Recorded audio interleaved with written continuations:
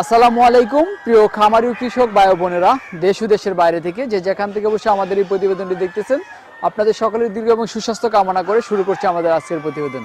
দর্শক বন্ধুরা, আমি এই মুহূর্তে অবস্থান করতেছি দিনাজপুর জেলার চিরিরবন্দর উপজেলার জত ক্রিস্টাল বুয়াল গ্রামে প্রবাস বন্ধু পোল্ট্রি এবং চিক্সে। এই প্রবাস বন্ধু পোল্ট্রি এবং চিক্সের উদ্যোক্তা হচ্ছেন মনিরুজ্জামান রিফাত ভাই। রিফাত ভাইয়ের খামারে আমরা দীর্ঘদিন পরে আসলাম আপনাদের অনুরোধে আপনাদেরকে দেখানোর জন্য যে রিফাত ভাইয়ের খামারটা তিনি কত সুন্দরভাবে সাজিয়েছেন এবং তার খামারে রয়েছে অসংখ্য ফার্মি মুরগি, বিভিন্ন বয়সের ফার্মি মুরগি রয়েছে। আমরা সেই ফার্মি মুরগি সম্পর্কে জানবো এবং আপনাদেরকে জানাবো ফার্মি মুরগি কীভাবে লালন পালন করতে হয় এবং ফার্মি মুরগি থেকে প্রতি বছরে কত মাস ডিম পাওয়া যায় এবং ফার্মি মুরগির ডিমের পার্সেন্টেজ কীরকম, আর আপনারা যদি ফার্মি মুরগির খামার করেন কীভাবে খামার করলে আপনারা লাভবান হতে পারবেন সেই সম্পর্কে আমি আপনাদেরকে জানানোর চেষ্টা করব। তাহলে চলেন আমরা এই খামারের উদ্যোক্তা যিনি প্রবাস বন্ধু পোল্ট্রি এবং চিক্সের মালিক যিনি রিফাত ভাইয়ের সাথে আমরা কথা বলে তার এই মুরগির লালন পালন সম্পর্কে বিস্তারিত জানি এবং আপনাদেরকে জানাই। আসসালামু আলাইকুম। ভালো আছে? জি আলহামদুলিল্লাহ। কেমন আছেন রিফাত ভাই? আচ্ছা রিফাত ভাই, আপনার খামারে আমরা অনেকদিন পরে চলে আসলাম আমাদের দর্শকদের অনুরোধে যে আসলে ফার্ম মুরগি কীভাবে লালন পালন করতে হয় আপনি আরও অনেক আগে বলেছেন, তারপরেও আমাদের নতুন দর্শক যারা আছে তারা আবার জানতে চায় যে ফার্ম মুরগিতে লাভ লস কীরকম বা ফার্ম মুরগি লালন পালনে তারা কত লাভবান হতে পারে সেই সম্পর্কে আমি জানবো। আশা করি আপনি আমাদের সময় দেবেন। অসংখ্য ধন্যবাদ আধুনিক কৃষি টিভিকে আমার শুরু থেকে আসার জন্য এবং আমাদের খোঁজ খবর রাখার জন্য। শুরুতে আমি আমার পরিচয়টা দিই। আমি মোহাম্মদ মনিরুজ্জামান রিফাত, মেসাজ প্রবাস বন্ধু পোল্ট্রি অ্যান্ড চিক্সের একক প্রোপাইটার। আমাদের প্রতিষ্ঠান উত্তরবঙ্গে রংপুর বিভাগের দিনাজপুর জেলা চিরিরবন্দর থানায় অবস্থিত 9 নম্বর ভিয়াল জ্যোতিষ্টাই গ্রামে। আমাদের এখানে যদি কেউ আসতে চায় সে ঢাকা থেকে আসলে সরাসরি দিনাজপুরে আসবে। দিনাজপুর থেকে চিরিরবন্দর রেল স্টেশন পার হয়ে কালীগঞ্জের ঘাট। এবং যদি কেউ উত্তরবঙ্গ রাস্তা থেকে যেমন বগুড়া থেকে আসতে চায় তাহলে আপনারা আমবাড়ি হয়ে আসবেন অথবা লক্ষ্মীতলা হয়ে আমাদের দুর্গাডাঙ্গা বাজার হয়ে আসলেই ভালো হবে। এই হলো আমার সংক্ষিপ্ত পরিচয়। তো আপনারা যারা ফার্মি মুরগির বিষয়ে জানতে চাচ্ছেন এবং লালন পালন বিষয় কীভাবে এটাকে ডিমের জন্য নিয়ে আসবে বা অন্য, তো আমি দীর্ঘদিন থেকে মুরগি মোটামুটি আপনার ভ্যাকসিন লেভেলে পালন করে আসতেছি এবং মাংস লেভেলে সব কিছু উৎপাদন করে আলহামদুলিল্লাহ আমার এই খামারে মোটামুটি আপনার 1 নম্বর 2 নম্বর 3 নম্বর 4 নম্বর হাউজে মোটামুটি 3,500-এর মতো লেয়ার ফার্মই আছে, যেটা থেকে ডিম উৎপাদন হয়ে বাচ্চা উৎপাদন করে সারা বাংলাদেশে আমরা দিচ্ছি। আচ্ছা আচ্ছা। তো যখন এই মুরগিগুলো আপনি ডিমের মুরগিগুলো পালন করতে যাবেন তখন আপনাকে বিবেক দিয়ে পালতে হবে, আবেগ দিয়ে নয়। আচ্ছা আচ্ছা। সর্বপ্রথম আপনার লাগবে বায়ো সিকিউরিটি। অবশ্যই বায়ো যেমন আমাদের চতুর্দিকে বাউন্ডারি করা আছে, মুরগির এখানে চাইলেও কোনো মানুষ আসতে পারবে না। আচ্ছা। আপনারা এখানে আসছেন অনেক নিয়ম কানুন মেনে, তারপরে বায়ো সিকিউরিটি মেনটেন করার পরে এখানে আসছেন। তো সর্বপ্রথম হলো এই মুরগিগুলোকে আপনাকে পালতে গেলে আপনাকে ভ্যাকসিনের দিকে লক্ষ্য রাখতে হবে যে একটা প্যারেন্টস মুরগি করতে গেলে কি কি ভ্যাকসিন করতে হয়। আচ্ছা। রানীক্ষেত এবং গাম্বরো জটিল রোগ, এই রোগগুলা অনেকে যারা বলে যে আমি তো প্যারেন্টস করতেছি রানীক্ষেত এবং গাম্বরো শুধু লাইভ ভ্যাকসিন করছি। লাইভ ভ্যাকসিন করলে হবে না, লাইভ এবং কিল দুইটাই করতে হবে। জি। তো এই মুরগিগুলোর যত্ন হলো যে আপনার 1 দিন থেকে শুরু করে নিয়ে মোটামুটি আপনার আছে 110 দিন পর্যন্ত যে ভ্যাকসিনগুলো পড়ে এই ভ্যাকসিনগুলো তাদেরকে করতে হবে। যেমন আপনার মারেক্স আছে, তারপর আছে রানীক্ষেত গাম্বরো কিল আছে, বার্ড ফ্লু H9 H5 আছে, H9 করতে হবে, H5 করতে হবে, মাইক্রোপ্লাজমার ভ্যাকসিন করতে হবে, আপনার কলেরার ভ্যাকসিন করতে হবে, কড়াইজার ভ্যাকসিন করতে হবে, রিওর ভ্যাকসিন করতে হবে, ইকোলাই সালমোনেলার ভ্যাকসিনগুলো করতে হবে, এনডি আইবি ইডিএস এই ভ্যাকসিনগুলো করতে হবে। এই ভ্যাকসিনগুলো প্রত্যেকটা ভ্যাকসিন তাদেরকে নিয়ম অনুযায়ী করতে হবে।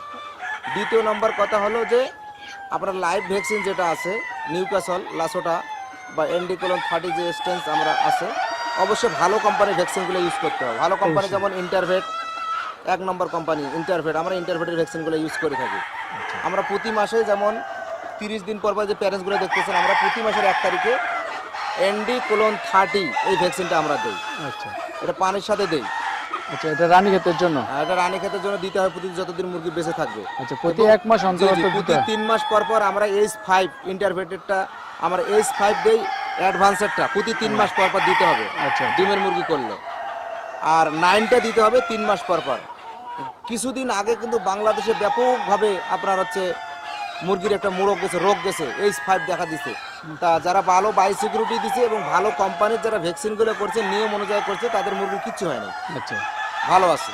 এবং আপনার এই মুরগিগুলোকে অ্যান্টিভাইরালগুলো খাওয়াইতে হবে। অ্যান্টিভাইরাল যেমন আছে ফার্মা রেগুলেটর, আদিয়ান 1 মিলি 3 লিটার পানিতে বা 2 লিটার পানিতে আপনি মোটামুটি প্রতি সপ্তাহে যদি 5 দিন খাওয়ান, 1 সপ্তাহে গ্যাস দিয়ে আবার 1 দিন খাওয়াইলেন, একমি কোম্পানির জিলিয়ান ভেট আছে, এটা খাওয়ালেন। তারপরে আছে এসকেএফের ডুয়াভিজ আছে, এটা খাওয়াইলেন। এবং ইমিউনিটি বুস্টার জন্য মুরা প্লাস, তারপরে আছে এআইবি ভেট, লাইসোভিট, এগুলো খাওয়ালে কিন্তু মুরগিরা সুস্থ থাকে।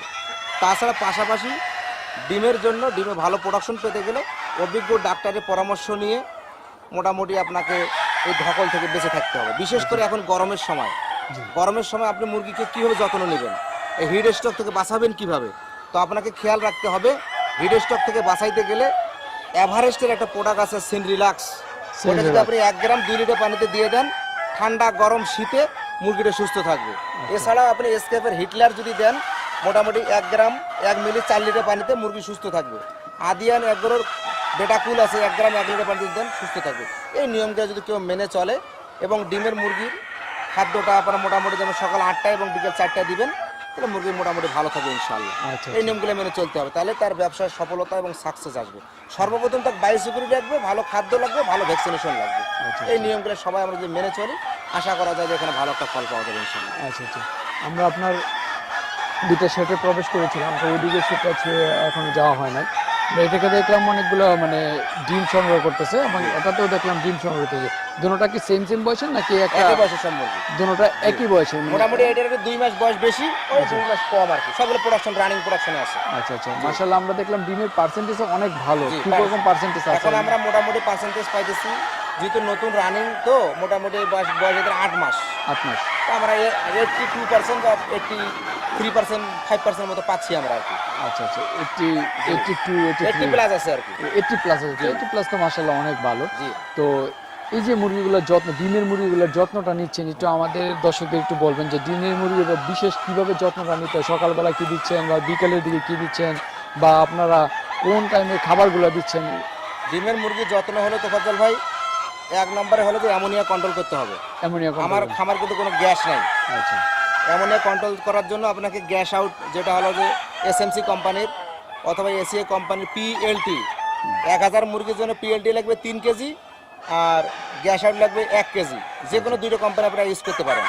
গ্যাস আউট যদি আপনি প্রতি 12 দিন পর দেন, তাহলে লিটারের গন্ধ থাকবে না, 1 নম্বর গেল। এবং মুরগির পানিটা আপনার সকাল 8টার ভিতরে দিতে হবে। সকাল 8টার ভিতরে পানির সাথে মনে করেন যে সকালবেলা আপনি দিলেন ভালো কিছু, যেমন আছে আপনি ওএমবি দিলেন, অর্গানিক মিনারেল, সাথে দিলেন টক্সিন, আপনি 7 দিন বা 5 দিন চালালেন। দুপুরবেলা আপনি দিয়ে দিলেন গ্যাস আউট, গ্যাস যেন মানে অ্যামো আউট, গ্যাস যেন না হয়। এবং গরমের জন্য যে মেডিসিনগুলো, হিটলার আছে, তারপর আছে বেটাকুল আছে, তারপরে সিনরিলাক্স, যে কোনো একটা ইউজ করলেন এইভাবে। আর আপনার খাদ্যটা আপনি ঠিকমতো সময় দিবেন, ডিমগুলো ঠিকমতো তলা দিবেন এবং লাইটিংটা করবেন।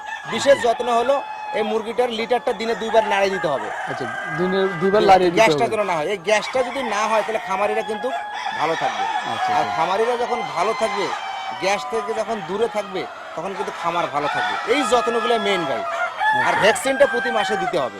প্রতি মাসে ভ্যাকসিন অবশ্যই করতে হবে। আমরা যদি হ্যাসিং লেভেলে আমরা যদি বাচ্চা উৎপাদন করি, তো আমাদের এই দিকগুলো লক্ষ্য রাখতে হয়।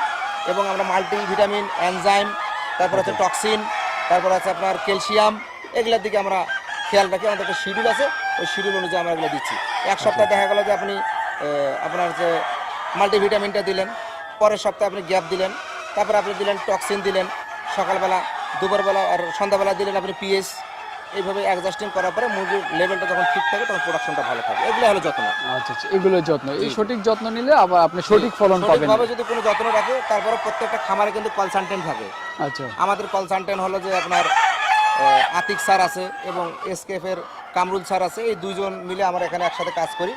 মোটামুটি আলহামদুলিল্লাহ আমাদের খামার মোটামুটি ভালো আছে। আচ্ছা, মুরগির থেকে যদি আমরা লাভবান হতে চাই বা লাভ করতে চাই, তাহলে প্রথম আমরা মুরগির সঠিক যত্নটা নিতে হবে। সঠিক যদি যত্ন না নিতে পারি বা ভ্যাকসিনেশন যদি আমরা নিয়মিত না করি, তাহলে আমরা সেখান থেকে সঠিক ফল পাবো না। আচ্ছা। আর বিশেষ করে খামারিরা ভুল করে যে, যদি কোনো ব্যক্তি মানে বায়োসিকিউরিটি ওভার করে যদি খামারের ভিতরে ঢুকে যায় এবং মুরগি দেখাশোনা করে বাইরে থেকে আসে, তাহলে ওই খামারে যত ভ্যাকসিন দেখ না কোনো মুরগি ঠিকবে না। আচ্ছা তো আমাদের বায়ো সিকিউরিটির ভিতর সবচেয়ে বেশি গুরুত্ব যত্ন দিতে হবে। বায়ো সিকিউরিটি আমাদের খুব স্ট্রং হতে স্ট্রং হবে হতে হবে, বাইরে কোনো লোক প্রবেশ করা যাবে না। এবং খামারে যাতে কোনো বন্য প্রাণী টানি না আসতে ঢোকে, পারে জি, ব্যবস্থা সেটাও করতে আমাদের ব্যবস্থা করতে হবে, কারণ অনেক সময় অনেক বন্য প্রাণীর শরীরে জীবাণু থাকে, সেই জীবাণুটা মুরগিতে ছড়িয়ে দিয়ে যেতে পারে, বা বন্য প্রাণী দেখলে মুরগি অনেক সময় ভয় পেতে পারে, ভয়ের কারণে মুরগির আমাশা হয়ে যেতে পারে, ডিমের পার্সেন্টেজ কমে যেতে পারে। এই সব দিক আসলে আমাদের ভয়ের লক্ষ্য করতে কারণে আমাশা হয় না, ভয়ের কারণে দেখা যায় যে মুরগিটা প্রোডাকশন কমে যায়। প্রোডাকশন বা কমে যাবে। মুরগিটা মনে করেন ভয় পায় গেলে বা একটা জীবাণু চলে আসলো, তখন কিন্তু মুরগিটা আক্রান্ত হয়ে যায়। যখন একটা আচ্ছা। খামারের একটা মুরগি যদি সুস্থ থাকে, মা যদি সুস্থ থাকে, তাহলে আর ভালো প্রোডাকশন হবে। আর ভালো প্রোডাকশন হলে কিন্তু তার বাজারজাতটা ভালো হবে এবং ভালো সে বেচতে পারে, বাচ্চা উৎপাদন করুক আর ডিম বেচুক। আপনার 1000 মুরগি থেকে যদি 700-800 ডিম না আসে, 700 ডিম না আসে, তাহলে তো খামার লস খাবে। তো রিফাত ভাই, আপনারা যেটা বলছিলেন যে লাইটিং এর ব্যবস্থাটা ডিমের মুরগির জন্য কত ঘন্টা আলোর ব্যবস্থা? 15 ঘন্টা লাইটিং দিলে হয়ে যাবে। রাত্রে কতটার দিকে লাইট অফ করে দেন? 9টার ভিতরে লাইট বন্ধ করে দেই। লাইট অফ করে দেন 9টার ভিতরে। আচ্ছা, মুরগিগুলো তো দিনের বেলা ডিম পারে।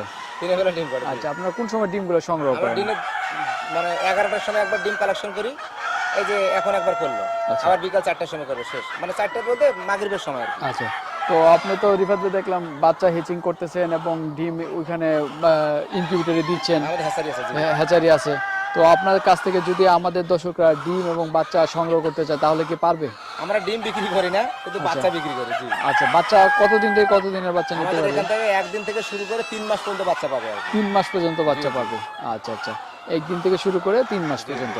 তো এই বাচ্চাটার বিক্রয়ের সিস্টেমটা কিরকম, বয়স অনুযায়ী দাম? জি, আমাদের একদিনের বাচ্চা মোটামুটি যদি কেউ মারেক্স এবং ভ্যাকসিন, যদি মারেক্স এবং রানীক্ষেত এগুলো ভ্যাকসিন দিয়ে নেয়, তাহলে ওই বাজার অনুযায়ী তখনকার দামটা হয় আচ্ছা এবং ক্যারিং খরচ সহকারে। আচ্ছা। একদিন থেকে আমরা বাচ্চা 1 মাসের যেটা বাচ্চাদের যে কটা ভ্যাকসিন পড়ে, ওখানে আমরা দাম দর করে খামারিদেরকে বাচ্চাটা দিয়ে থাকি। আচ্ছা আচ্ছা এখানে ট্রান্সপোর্ট বিল আছে, ঝুড়ি খরচ আছে, এবং 2 মাসের বাচ্চা মোটামুটি যতটা ভ্যাকসিন পড়ে ওই দাম অনুযায়ী নির্ধারণ করে আমরা খামারিদের হাতে পৌঁছাই দিই। আচ্ছা আচ্ছা এবং মোটামুটি ধরেন যে 3 বছরের বাচ্চা কেউ নেই, অনেকে আমাদেরকে অ্যাডভান্স করে। অ্যাডভান্স করার পরে আমরা কোনো ক্যাশ অন ডেলিভারি করি না। আচ্ছা আচ্ছা এবং অ্যাডভান্স করার পরে সে যদি বলে যে ভাই আমি বাচ্চা নিব না, তাহলে তার কোনো টাকা ব্যাকও দেওয়া হবে না। আচ্ছা সে যেই টাকাটা দিবে ওই টাকারে বাচ্চা তাকে আমরা ফেরত দিব।